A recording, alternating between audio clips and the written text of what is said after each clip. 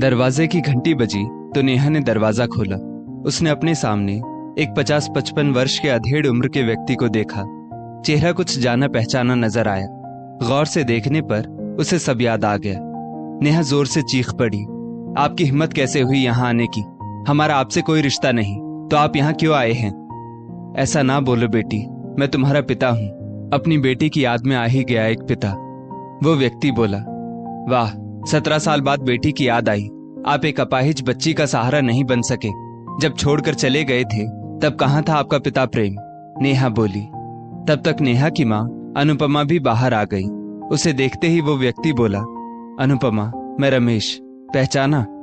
अनुपमा लगभग चक्कर खाकर गिरने को थी कि खुद को संभालते हुए बोली, नेहा, ये तुम्हारे पिता हैं, तुमने इन्हें पहचान लिया ना? अनुपमा सोफे पर बैठ अतीत की यादों में खो गई। अनुपमा और रमेश का प्रेम विवाह था। अनुपमा दिखने में बहुत खूबसूरत थी। बड़ी बड़ी हिरनी सी आंखें, लंबे लहराते काले बाल, प्यारी सी मुस्कान। वहीं रमेश भी शारीरिक रूप से बहुत मजबूत था। रमेश एक कंपनी में नौकरी करता था। इतना तो वो कमा ही लेता था कि अच्छे से गुजर बसर हो जाए, और कुछ बचत भी कर लेता था। साल भर के बाद उनके आंगन में नेहा के रूप में फूल सी बच्ची का जन्म हुआ। दोनों पति पत्नी बहुत खुश थे, लेकिन उनकी खुशी ज्यादा वक्त तक रही नहीं। नेहा के पैर ठीक तरह से काम नहीं करते थे। उसे चलने में समस्या थी। अनुपमा ने हिम्मत और उम्मीद का दामन नहीं छोड़ा। डॉक्टरी इलाज के साथ साथ घरेलू इलाज भी जारी रखे, लेकिन नेहा के इलाज में इम्प्रूवमेंट बहुत कम दिखाई दे रही थी। वहीं रमेश की हिम्मत जवाब दे गई थी। अपाहिज बच्ची को पालना उसके बस की बात नहीं थी। वो ये मानने को तैयार नहीं था कि उसके जैसे शारीरिक रूप से तंदुरुस्त व्यक्ति की बेटी अपाहिज कैसे हो सकती है। एक दिन सभी जिम्मेदारियों से मुंह मोड़कर वो घर छोड़कर चला गया। रमेश दूसरे शहर में जाकर नौकरी करने लगा था। वहां उसने माला नामक एक तलाकशुदा महिला के साथ शादी कर ली, क्योंकि माला नौकरी पेशा और एक बड़े घर की मालकिन थी। रमेश ने माला के साथ उसके 15 वर्षीय बेटे को भी अपनाया।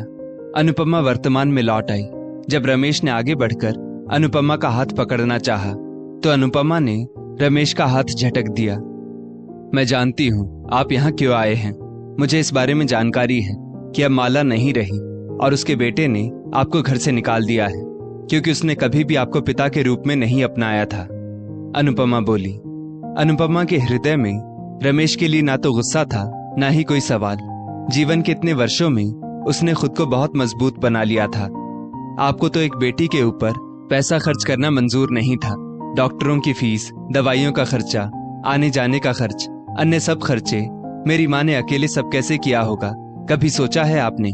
पैसों के इंतजाम के लिए मम्मी ने घर में बच्चों को ट्यूशन पढ़ाया, लोगों को टिफिन सर्विस दी, लोगों के कपड़े सिले। रात में मम्मी मुश्किल से 4-5 घंटे की नींद ले पाती थी। उनकी मेहनत रंग लाई।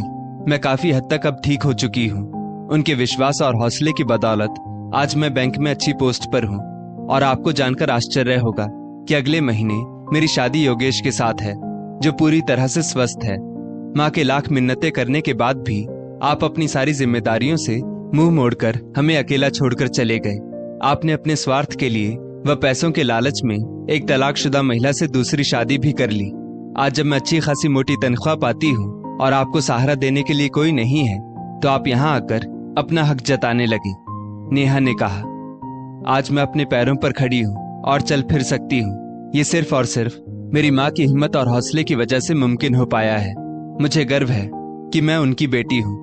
मैं अपनी माँ का कर्ज जन्मों जन्मों तक नहीं उतार सकती। मेहरबानी करके हमें हमारे हाल पर छोड़कर आप जा सकते हैं। नेहा ने इस बार स्पष्ट रूप से कहा। रमेश के पास आत्मग्लानि के अलावा कुछ नहीं था। अनुपमा ने रमेश से कहा, यदि आप यहाँ लाचार होकर अपने जीवन के अंतिम दिन बिताने के उद्देश्य से आए हैं, तो हम आपको सहारा दे सकते हैं, क्योंकि भगवान ने हमें आप जैसा स्वार्थी नहीं बनाया। लेकिन मुझसे या मेरी बेटी से किसी रिश्ते की उम्मीद मत करना, क्योंकि आप भरोसे के लायक नहीं हैं। कमलाबाई, मेहमानों का कमरा साफ कर दो। अनुपमा ने अपनी कामवाली से कहा। दोस्तों, जिम्मेदारियों से मुंह मोड़ना आसान है, लेकिन मुसीबतों से लड़ते हुए हिम्मत नहीं हारना काफी चुनौतीपूर्ण होता है। पर एक माँ अपने बच्चे के लिए भगवान तक से लड़ जाती है। इस स्टोरी को लेकर आपकी क्या राय है, नीचे कमेंट करके जरूर बताइएगा। और ऐसी ही और भी बेहतरीन वीडियोस के लिए हमारा पेज जरूर फॉलो करें। धन्यवाद।